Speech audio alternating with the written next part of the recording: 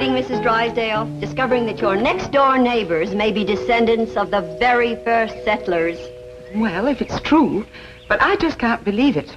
The Clampetts are so uncouth, so unrefined. I prefer unspoiled. Yes, Madam President.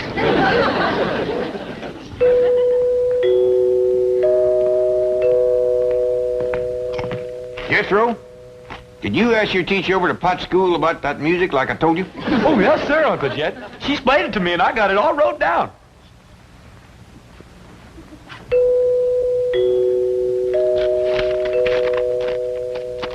First of all, that there music is what you call chimes.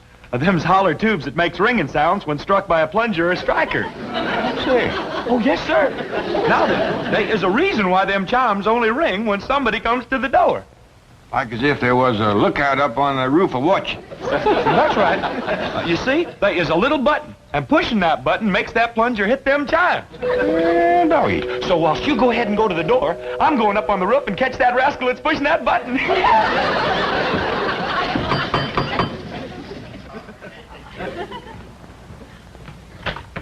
Well, howdy, ladies. Come in, come in. Good morning. Good morning, Mr. Clampett. Have a chitlin.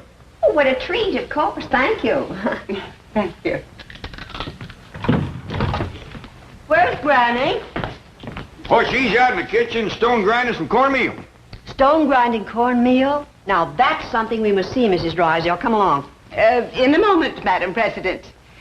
Mr. Clampett, will you tell your cousin Pearl that my car and chauffeur are at her disposal? Sure will. Pearl! You gonna eat the chitlin? Oh, yes, of course.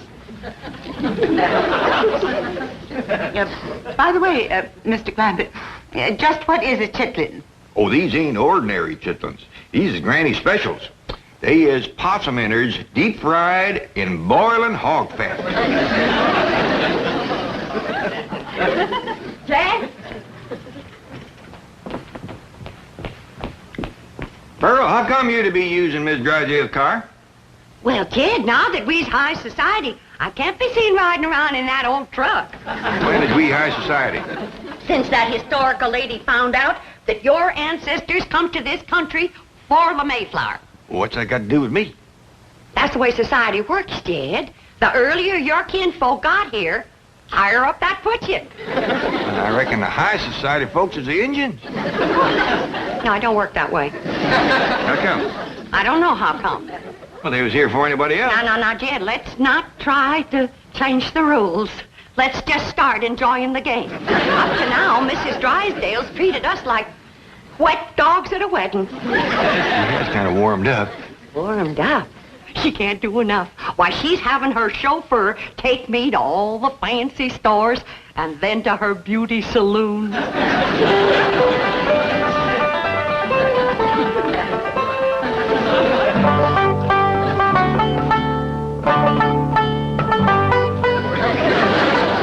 I'm certain there must be an easier way to grind corn.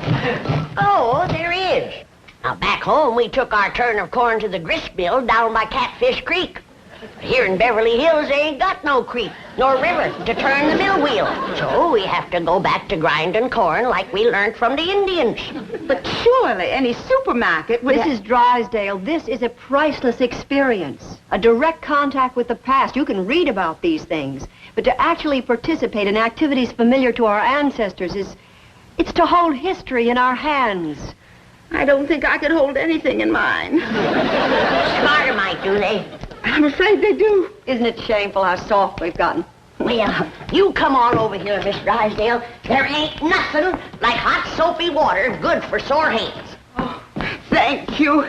And this here soap will take the sting out of the pain.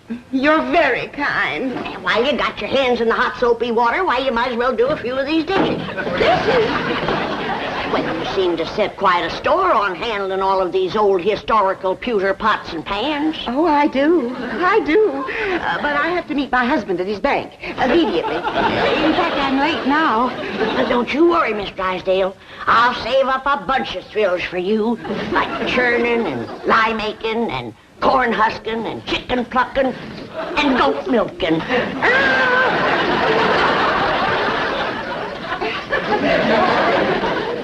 My diggity, she He does enjoy it. Did you see her run so she could hurry back?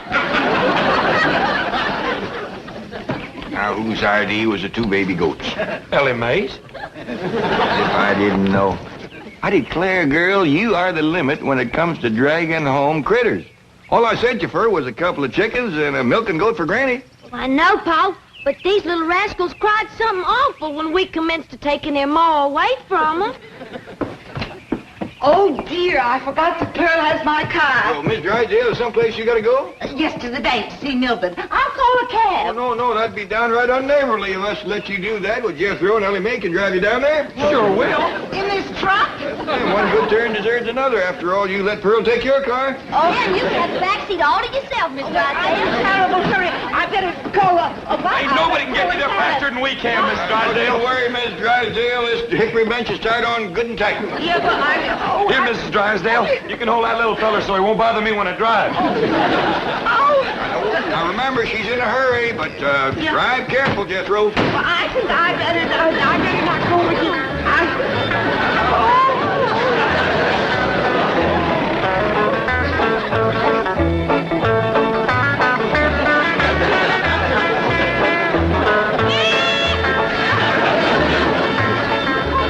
Everyone is staring at me. I bet you that beautiful new hat they're looking at. I have to drive down the main street of Beverly Hills. It's the quickest way to the bank, Mrs. Drysdale, and you said you was in a hurry. One side, everybody, get out of the way. Please. We're doing the best we can, Miss Drysdale. Get out of the way. Stop sticking, Miss Drysdale, making noise like a siren. Come on, move over.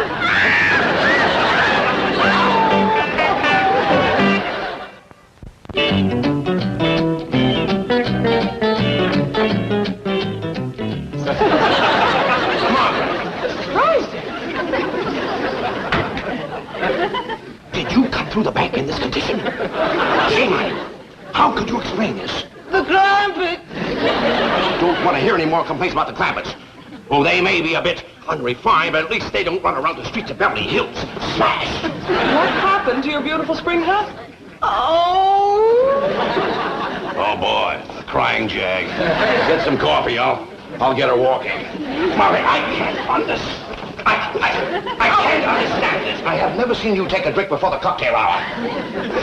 Let go. Martha, please lie down. I will not. Now, you're not going to be one of those kind of drunks, are you? I am not intoxicated. I'm mortified. The word is ossified. When you listen to me, the Clampetts are to blame for this. Oh, of course. And I suppose Granny gave you some of her corn? A huge bowl like this. Here we are, Mrs. Drysdale. Have a sip of this. Thank you, I shall. Oh, that does help. Tell me, confidentially, what did happen to your hat? It was eaten by a goat. Have some more coffee, Margaret. Mrs. Drysdale, you really must get a grip on yourself. Now, if Mrs. Miss Standish verifies that the Clampetts are indeed first family material, then you too will be in the spotlight. I'll be in the hospital. So help me, if those uncouth hillbillies become my social peers, life will cease to be worth living. Oh, Miss Hathaway, take me home. Oh, Margaret. What happened to your car? Did it get smashed, too? Cousin Pearl has it.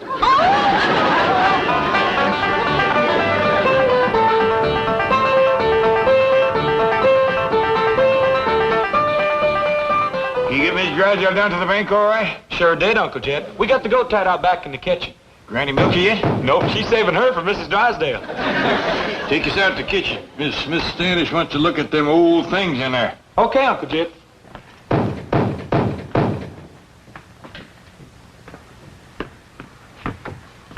Well, come in, whoever you are.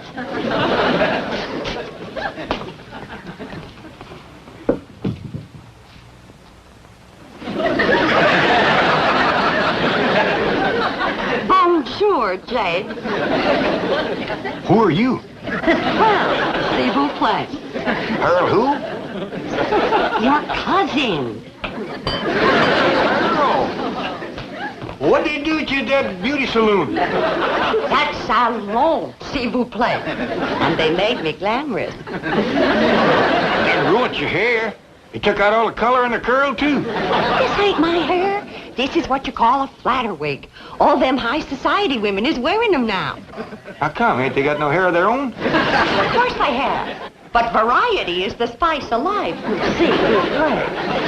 What's that s'il vous plaît? I thought you'd never ask. That there's French. What does it mean? I don't know. But all them society women in the beauty salon kept saying it to the fellas that was fixing their hair. I tell you, Jed, we gotta learn us some French if we're gonna be in high society. Mr. Chauffeur, you may go, s'il vous plaît. Very good, madam. Good day, sir. Yes, sir. Sure is, if it don't rain. That's the way to live. A big limousine and a livered chauffeur. And then folks just know you's high society. All you gotta do is say a few of them French words, and they go to bowing and scraping all over the place. What's all this stuff? Them surprises for everybody. High society surprises. You ain't getting me in one of them wigs. Uncle Jed, Granny wants... Bonjour, monsieur. Who's she? I'm your ma. S'il vous plaît, that's all. Ma? Where'd you learn how to speak Italian? Hey, Granny! Ellie Mae! Come look at Ma. She fell head first in a flour barrel. We got our work cut out for us, making high society out of that one. S'il vous plaît that again.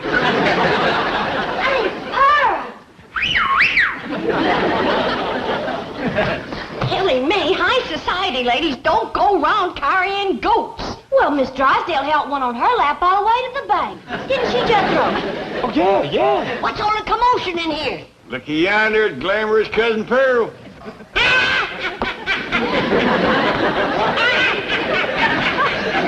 Would you kindly tell me what is all so fired funny? You wouldn't know a high society woman if you'd see one. Well, I sure don't see one around here. Hey, look at all the fine surprises here Cousin Pearl brung for us. What'd you bring for me, Ma? Now, you find out. Now, I did a lot of checking today, and I found out that high society folks, especially rich ones like us, they have what you call hobbies. Hobbies and sports. What's them? Them's things to keep 'em busy, 'cause they don't do no work. Well, that lets me out. No, Granny, it's all right to work, long as the other high society people don't know you work. You see, high society folk is always bored. How come? I ain't sure. Probably 'cause they don't work. Well, why don't they just work and not bother with, Now, Jed, let's not go to changing the rules again.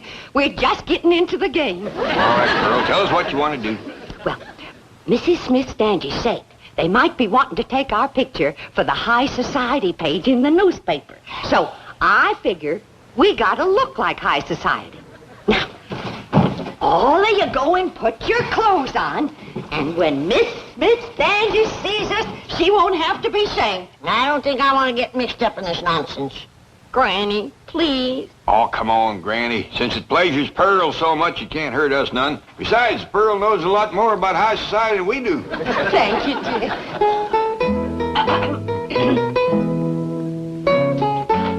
Pardon, Mrs. Smith Standish. Well, Miss Jean, what a beautiful gown. Mercy. This here's my tea-drinking, bridge-playing dress. S'il vous plaît. Oh, you speak French? Oh, yeah. I mean, oui. Quelle surprise, charmant. Aimez-vous parler français? Well, you see, I speak it, but I don't quite understand it yet. Ah, c'est bien dommage. Mrs. Smith Standish, didn't you say that they might want some pictures of us for the paper? Oh, yes, if my research data is corroborated at FFTA in Virginia. Why, pictures of the Clampett family will be on front pages of newspapers all over this country. That'll include me, won't it? Of course. Well, I just want you to know you won't have to be ashamed of us. Now, why would I be ashamed?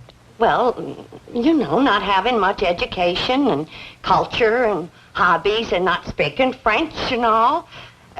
That is, the others. Well, you don't have to worry, because I've been working on them, and you're going to be proud when you see them. Now, you sit right here, and I'll introduce them one by one.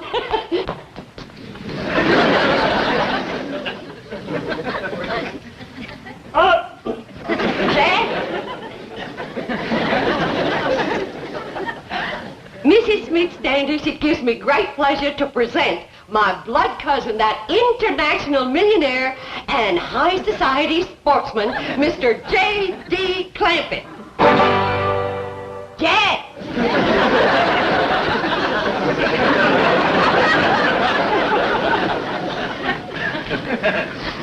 Do something, Jed. A polo first. I don't know how you polo. I feel like a dang fool. Look at this thing. I don't know whether you snare them or knock them off trees. Well, you go and sit over there, Jed. We'll be drinking tea and playing bridge directly. Granny, you're next. And now it gives me great pleasure to present that famous high society dowager and international sportswoman, Granny, whose favorite hobby is big game hunting in darkest Africa.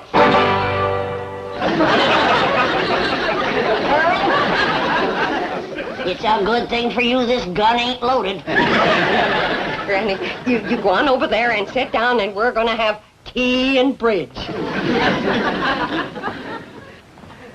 Now, those of us who is high society knows there just ain't nothing more cultured than ballet dancing. And so it gives me great pleasure to present them wealthy, bored, international young'uns whose favorite hobby is ballet dancing, Ellie Mae and Jethro. How beautiful. That's only half. Come on out, Jethro. I ain't gonna do it. Jethro, come on out.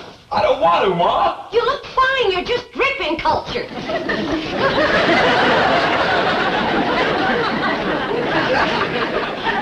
Mrs. Bodine, Jethro shouldn't be wearing this tutu. See, Ma? I told you. Well, I know it ain't big enough, but it's fine for the pictures. No, wait a minute. Wait, come back. We ain't got tea and bridge yet.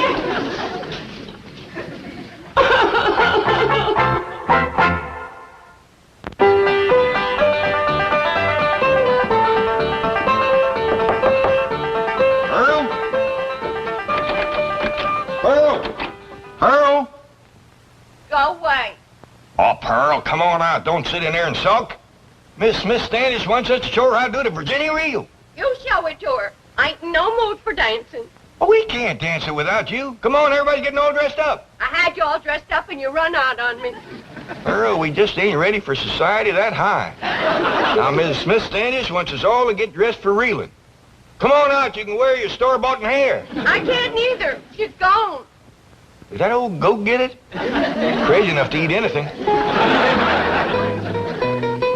I have the most dreadful premonition that I'm making a terrible mistake in coming back here. Oh, think of your career. Mrs. Smith-Standish has virtually promised to support your candidacy for West Coast Vice President of the FFT of A. Margaret Emerson Drysdale, Vice President of the Women's Federation for the Preservation and Perpetuation of the First Family Traditions of America. West. Does rather roll off the tongue, doesn't it? It has a ring to it. But I promise you, here and now, I'll wash no more dishes, I'll grind no more corn, and I'll make no more soap. These aristocratic hands were only meant to hold a vice president's gavel.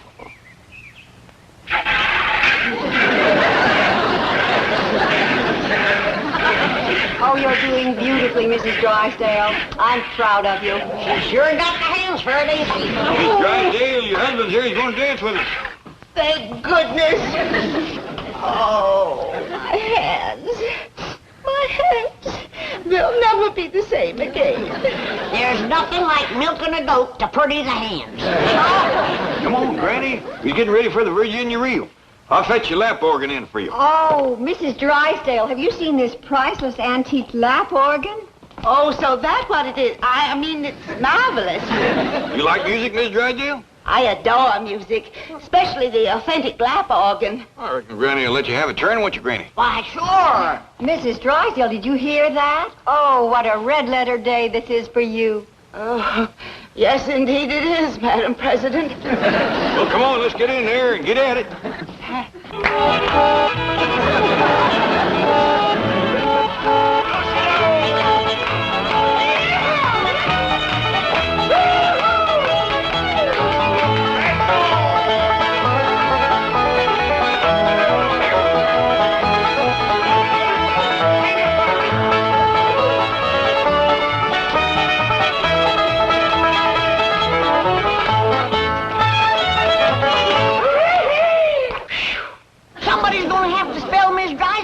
She's all pumped out. Excuse me, Mrs. Smith Standish, and one on the telephone. It's long distance from Virginia. Oh, that's headquarters. Mr. Clampett, if our genealogical records confirm those entries in your family Bible, you will make headlines from coast to coast. Your pictures will be in every newspaper. Yee-hoo! As direct descendants of the first family to settle Jamestown, you'll be celebrities, all of you. You'll be on radio, television, flown to New York for a ticker-tape parade, then on to Washington to meet the president, address a joint session of Congress. Statues will be erected of you. Excuse me, the telephone. Let her roll, Miss Hathaway. Oh, she's right. I've got to come down to earth long enough to get confirmation. Excuse me. Mrs. Smith Standish speaking. Yes? Yes! Oh, well, that was the entry in the old Bible I couldn't quite make out. Oh, well, Mr. Clampett is right here. I'm sure he'll be able to give us confirmation immediately. Mr. Clampett, if your great-grandfather's name was Ezekiel, you are the Clampett the world is waiting to discover.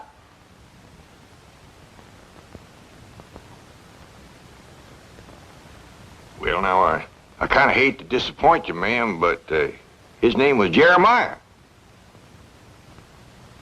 I could have told you that, Madam President. Not for one moment was I fooled. I'm sorry. No, there seems to have been some kind of a mistake. Jed?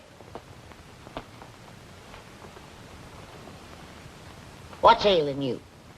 You know doggone good and well your great-grandpappy's name was Ezekiel. Yeah, I know, Granny. But what would an old mountain goat like me have to say to the president and Congress?